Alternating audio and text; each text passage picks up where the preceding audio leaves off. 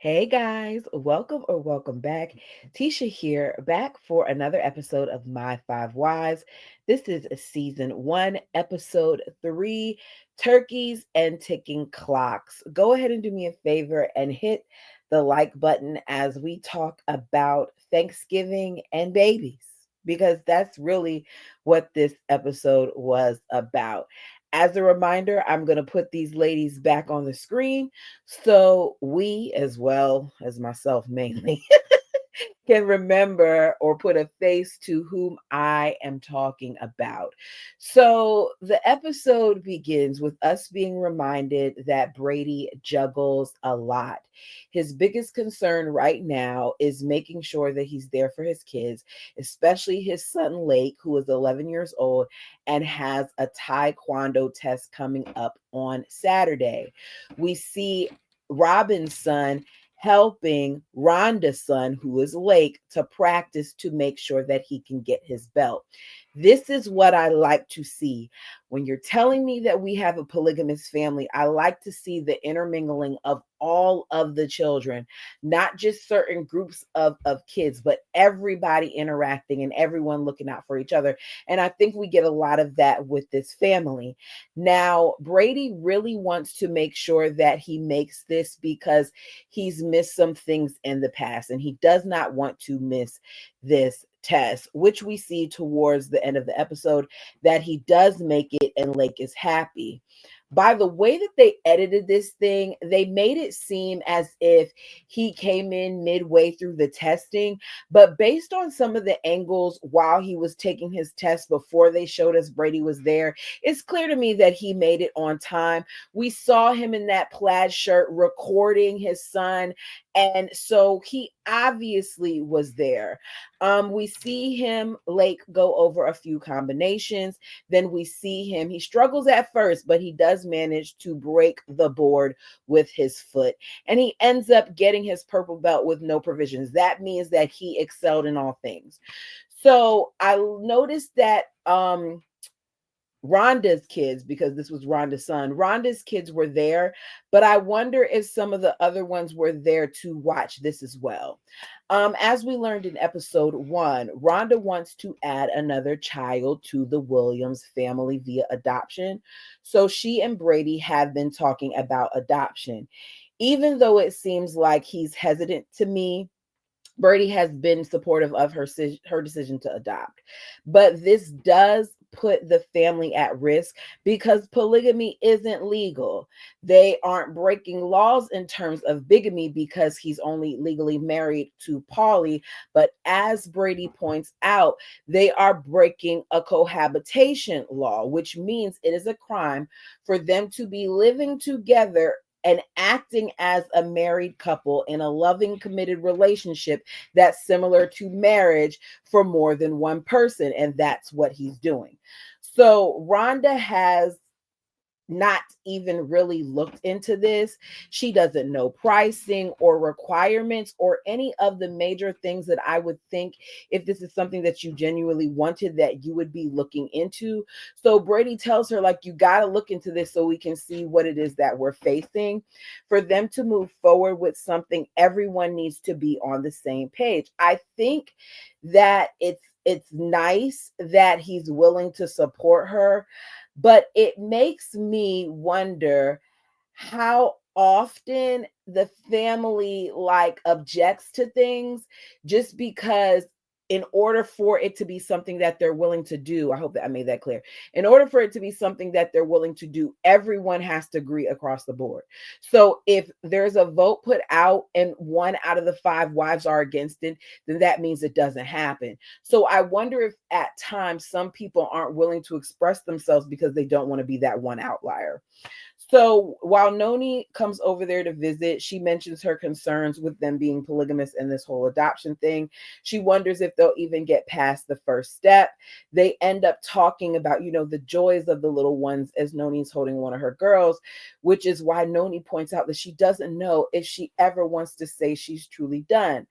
Noni, I need you to get a dolly. I need all of you women to get dollies at this point. Because at some point, little ones grow into bigger ones, and you just need to learn how to transition. Now, I'm only a mom of one, but with, no, I don't want to say but because it negates it. However, I still feel like just because now my son is 18 and he's going to graduate in a month, I don't feel like me parenting stops. I feel like the level of parenting changes. And I think that's where sometimes when you have multiples, that because you're so focused on this one thing that you forget that the transition can be nice as well. I don't I don't know. I'm trying y'all with this whole Noni thing. I just don't see the need for there to be more kids. But Noni feels like the doors were closed at one point when they decided no more kids, but now because of this adoption thing, that the doors feel like they're open again and she too can have a baby. So Noni, are you doing it because you wanted this, or are you doing it because you want this now that you know Rhonda is going to pursue this? Like, something about this is making me wonder timeline here, because the way that they showed it editing wise, it made it seem like the subject came up at the same time, but it seems like Rhonda had mentioned the adoption thing previously. So, and I know Noni did too, but it just seems like there's a different timeline here, because you're making mention of the fact that she's been given the okay for this. So now, because she was given the okay, you think the doors are open. So that makes me think she spoke of it first. Rhonda does end up calling the agency and she's super nervous. I mean, she is rambling while she is on the phone call with this lady, and she's talking to the adoption agency. She first presents herself as a single mother with children, but the father is very active in her kids' lives. Then she tells the agency it's actually a polygamous situation, her words, with hers being different because she has 4 kids, but as she said, their father is present, he's active, he's a great father. And the call ends in a lot of unknown, because my guess is the person on the other end said that they've never done an adoption with a polygamous family. Once again, a lot is being unsaid. So several days after this, she gets hope renewed, though, because the Browns win their case where they sued the state of Utah over the polygamy law as polygamous being a felony. We see that the family is very excited about this, to the point where Brady calls all the wives over so they can talk about it. Brady's like, for him, it just shows now, because of the Browns and others, that they no longer are criminals. They don't have to be deemed as criminals, which kind of helps put them in a better situation where they could protect their kids. And in doing this, the court ruled that saying that they're felons is unconstitutional. They're no longer criminals. In other words, Rhonda has hopes now for her adoption, it that it could go smoother because of this one thing. I don't think this one thing changes anything, but this is what she's saying, especially now that their living situation is where she's not considered a criminal. She's thinking that this will help her more than it will hurt her. To me, I put, this story does not make sense to me. I'm not saying it's a storyline, but if he previously told all the wives that he doesn't want them to have any more children, then why is he now okay with this? They had all agreed that there would not be any more babies, yet Brady is now willing to have Rhonda adopt. I'm not buying it, especially because we later learn that all of these women are on birth control. Brady says, if I believe in birth control, obviously the wives believe in it, because the producer is asking, if you don't mind, can I ask about birth control? And he's like, yeah. Whereas the other ladies seem more hesitant. All of them have went against their family's wishes. Polly says that she doesn't even want to talk about it. And Noni says she's not ready to admit that to her family. Whether they know it or not, she doesn't want to confirm it. I have to admit, when this scene first played out, I was a little irritated with Brady, because Brady, why are you outing what it is that your wives are doing? Because it was clear to me that some of the wives, especially Noni and Polly, seemed extremely uncomfortable with him saying that. But then I was team Brady, because you all are on TV. I get that Polly looked uncomfortable. Polly, your oldest child is married. So I really wasn't even thinking about the subject of birth control and whether or not she was on it or not. At some point, though, because you are on reality TV, this is something that I would think would be discussed. You're going to receive a check for this. You left the church. Why are you still concerned about the way that your family views your decision? It makes me feel like, once again, a lot of times these women are more bound than they like to admit. Brady says, "What does America think, or what does your family think? Does America and your family, are they just supposed to think that you're abstaining?" And they say yes, and they laugh about it. I get it. I've made decisions in life where I considered what my family would think. Even on YouTube, I am considerate of my family, which is why there's certain things I will never say on YouTube, because I know how my family is. I would love to be able to put certain clips up here and things of that nature, but I come from an extremely private family and I want to make sure that I respect their wishes. But when it comes to stuff like this, where we're talking about reproduction or contraception, it's nobody's business in your family. It's your decision what it is that you want to discuss. We as viewers appreciate the transparency. We don't want the fluff. If you give us the reality of the situation, we respect it.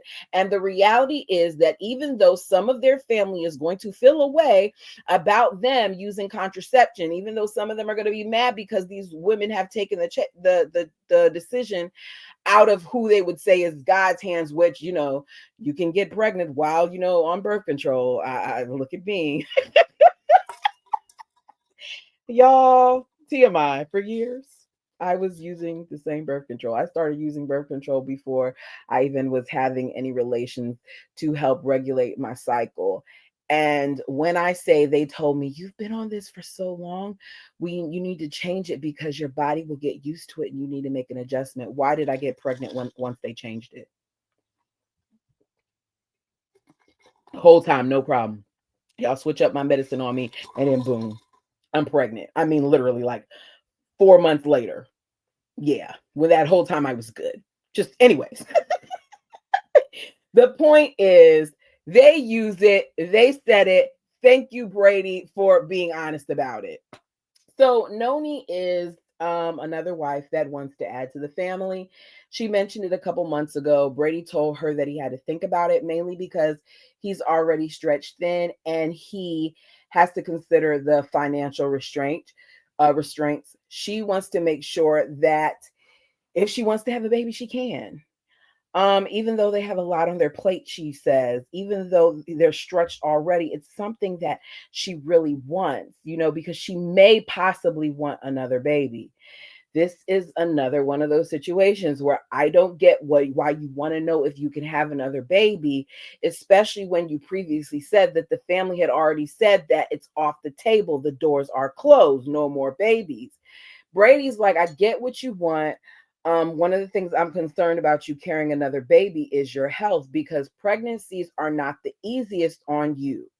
He tells her, overall, if she does want another baby, they can consider it, but you can still sense his hesitancy in it. And she, in the end, decides to wait until he's basically on the same playing field or equally invested as she is. I don't think that that will come, though. I think he's not going to be, because I think Brady realizes how much of a stress this has been on him. We saw him in episode 1 talking about his blood pressure and things of that nature. Do you not understand that some of the things that associate high blood pressure is stress? So he's stressed out trying to make sure that you all have food on the table and you're trying to add to it. Get to Polly. Polly is on her phone with her oldest daughter, Carly.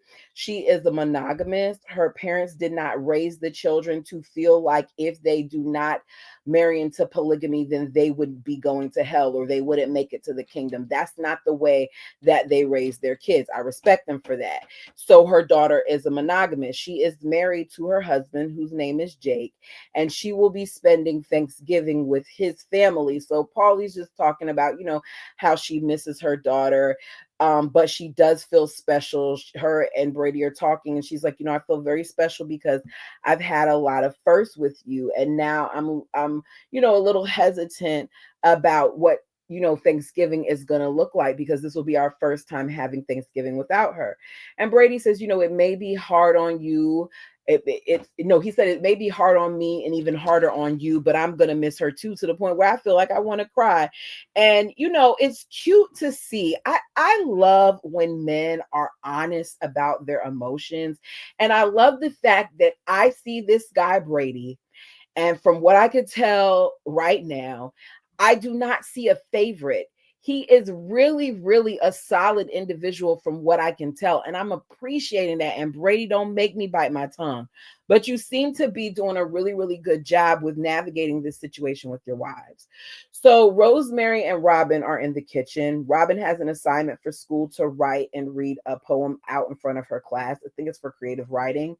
For her request, Rosemary is reading Robin's poem, and she gets emotional about it because the poem is about Robin's son.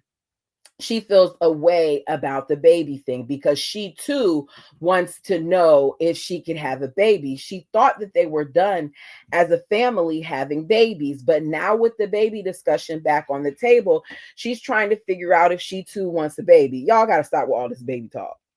Robin talks about how more kids means less time with Brady. So for right now, she's just going to enjoy the grandbabies when they come. Rosemary says previously, when she spoke to Brady about things, she talked to him for the longest time about it, and he always told her that he had too much on his plate at the moment. So now she's finding herself where the thoughts of these other women being able to have babies a little jealous. It goes back to that comparison thing. So she now is understandably hurting. Rosemary feels like it was easier for Brady to say, like, other ladies can do this than her. I don't think it was easy for him. It seems like the other ladies are kind of wearing him down, because at least with Noni, I think he was kind of clear at first that it's not something that he really wanted to do, but she told him to think about it, and we saw months had passed, and then she brought it up again. So I don't think he's eager to have babies with anybody. I think that he might have kind of agreed to the adoption, and I could be wrong, just because he knows it would take a lot for it to happen. But I will say this, if it is true, it makes me sad for her, because if I were in her position, I would probably get upset as well if I were in her shoes. Because if you say one can adopt and others want to have babies, then all of those ladies, if they choose to, should have the ability to have more children. Don't put a cap on one and not all. So she tells us about her wanting more kids previously. She lets us know that in their faith, women were raised to be mothers and wives. And now things are different. That, the kids basically are older, they're doing more things for themselves. Her too is back in college, as is Robin. They've been taking courses, they've been finding their own way and finding their own interests. So let's get to Thanksgiving. Thanksgiving is at Rosemary's this year. We learned that each year a wife handles the shopping for Thanksgiving for the entire family. This is paid by Brady. The wives each have allowance that they get bi-weekly. I'm assuming it's the same amount. And as a result of that, Rhonda lets us know the wives wouldn't be able to afford paying for these type of holiday dinners and things of that nature because of the amount of people that are fed, and they invite friends and stuff as well. So Brady covers it. This time the shopping is Rhonda. She hasn't done it for several years. It's her turn. So she says, we got 2 large turkeys, we have a small turkey, a ham, 20 pounds of potatoes, 2 types of dressings, casserole, a bunch of Sara Lee pies. She says there's about 20 pies altogether. I don't know if those pies include the pumpkin pies that Noni is making, but either way, they get at least 20 pies. So we see preparation go into the dinner. We don't get to see all the preparation, we just get to see some. I would have much rather watched them cook than watch her shop. All the moms are making different parts to the meal. We see Rosemary and her kids changing around the house to make sure that they can fit everyone in there. We hear the different things that the children and the adults are thankful for. One of the kids actually says they're thankful for being a polygamist. The family has plenty to be thankful for this Thanksgiving. They have friends that are thankful too. Brady is standing there listening to his kids and family, he says, and it makes him feel like he's doing great with his life. It is a privilege to love all of them and to be their dad, husband, and friend. I noticed that when they pray, because they go to pray, they do the same thing that the Browns do, where they fold their arms like this. I want to know, like, what's up with that? Why are we folding, our arms like that? Is there something in the Book of Mormon that says this, they're supposed to pray like that? If you know, put it down below. Bottom line is everyone is thankful. And that's it. I wasn't expecting this to be this short, but y'all know I don't do fluff. And that's what they gave. This was a lot of I don't want to say it wasn't a filler episode. It just felt like a lot of talk about adoption and babies, and I don't know why they didn't show us more food. I wanted to see more food. Anyways, I hope you guys enjoy. If there's something that I left out that you want to talk about, feel free to put it down below. As I said earlier, like the video as it helps the channel. And that's all I got. Until